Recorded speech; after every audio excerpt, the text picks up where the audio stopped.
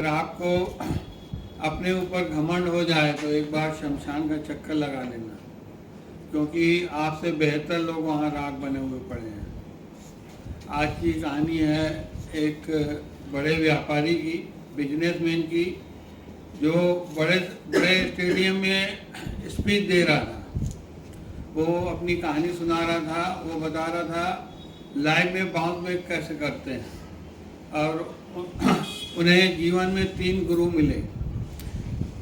उन्होंने बताया कि जब यंग जनरेशन में थे तो उन्होंने बिजनेस चालू किया और बिजनेस फ्लॉप हो गया और नुकसान हुआ, और उनकी एक लव स्टोरी चल रही थी लड़की से, वो भी छूट गई।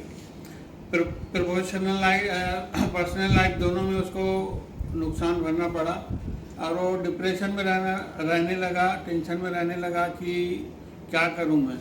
वो एक दिन घर से निकल गया। अब बाबा बनूंगा क्या बनूंगा पता नहीं। घर से निकल गया, उसको मालूम नहीं था मैं कहाँ जाऊंगा क्या करूंगा।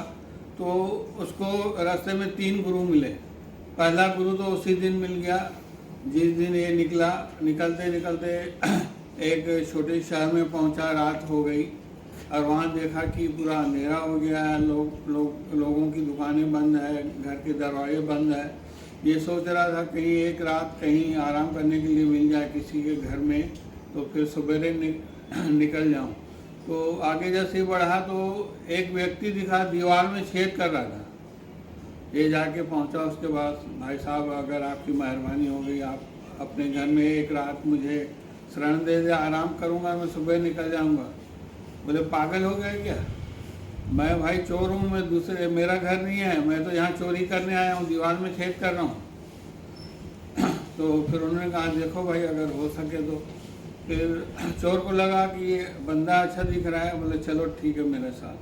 चोर भी अकेला रहता था, उसको घर ले गया अपने। वो बताते हैं कि एक रात बोल के चोर इतना अच्छा निकला कि उसके घर 15 दिन 15 रातें वो रुका। रात को जब चोर जाता था चोरी करने, उसको 2 बातें बोल के जाता था, भाई आराम से सोना और प्रभु का नाम लेके सोना, भजन सिमरन करना।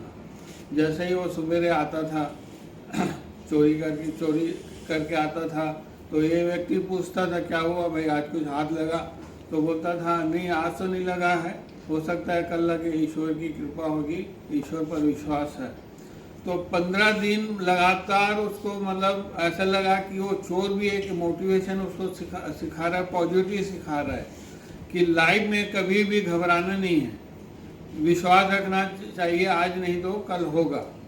और दूसरा इसको गुरु मिला एक कुत्ता। गर्मी का समय था, जा रहा था, कुत्ता देखा कि दौड़ते हुए जा रहा है कुत्ता भागते हुए, तो इसको लगा ये भाग क्यों रहा है, तो ये भी उसके पीछे पीछे भागने लगा। आगे जाके देखा कि वो कुत्ता एक नदी किनारे जाके रुक गया। तो इसको लगा हाँ भाई इसको प्यास लगी होगी, इसलिए वो भागते आ रहा था और उसको भी प्यास लगी, उसने प्यास अपनी बुझाई व्यक्ति ने। और जैसे ही बाहर निकला तो देखा कुत्ता नदी तरफ जा रहा था, फिर आ रहा था, जा रहा था, आ रहा था। इसको समझ में नहीं आया, मैंने तो अपनी प्यास बुझा ली, इसके साथ क्या चक्कर है। तो सामने आके जैसे ही देखा कि कुत्ता अपनी परछाई को देख के जा रहा था, आ रहा था, आ रहा था। ऐसा कुछ देर करने के बाद एक सीधा जंप मारा नदी में, पानी पिया और बाहर निकल के चले गया। तो उसको समझ में आया कि कभी भी लाइफ में अगर कोई परेशानी आए, दुविधा है, समस्या आए, तो एक जंप मारना जरूरी है। क्या पता उस जंप के नीचे से वो समस्याएं निकल जाए। तीसरा गुरु जो मिला उसको एक बालक मिला, एक छोटे से गांव में पहुंचा, रात का समय था, जा रहा था। तो एक बालक मोमबत्ती जला के हाथ में लिए आ रहा था। तो उसने सोचा चलो कुछ मनोरंजन किया जाए बालक से। बालक को बुलाया, इधर आ भाई। बोले ये जो तुम मोमबत्ती जलाए उस समय रोशनी कहाँ से आई, उजाला कहाँ से आओ बताओ। तो लड़का सोचने लगा ये तो मेरे ही मजे ले रहा है। उसने फट से मोमबत्ती बुझाई। बोले अब आप बताओ कि रोशनी जो दिख रही थी कहाँ गई, उजाला कहाँ गया, बताओ आप बताओ।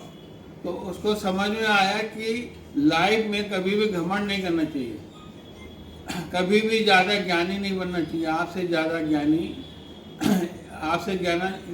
ज्ञानी यहाँ पड़े हुए हैं। तो 3 गुरुओं से इन्होंने शिक्षा ली और वापसी ली, और आगे चल के उन्होंने अपना बिजनेस स्टार्ट किया। उनकी शादी हुई, बच्चे हुए और एक बड़ा बिजनेस बना। आप लोग भी ध्यान रखिए, अगर आपकी लाइफ में कुछ ऐसी समस्या है तो 3 गुरुओं को ध्यान दें और उनसे सहायता लेके आगे बढ़ सकते हैं। धन्यवाद।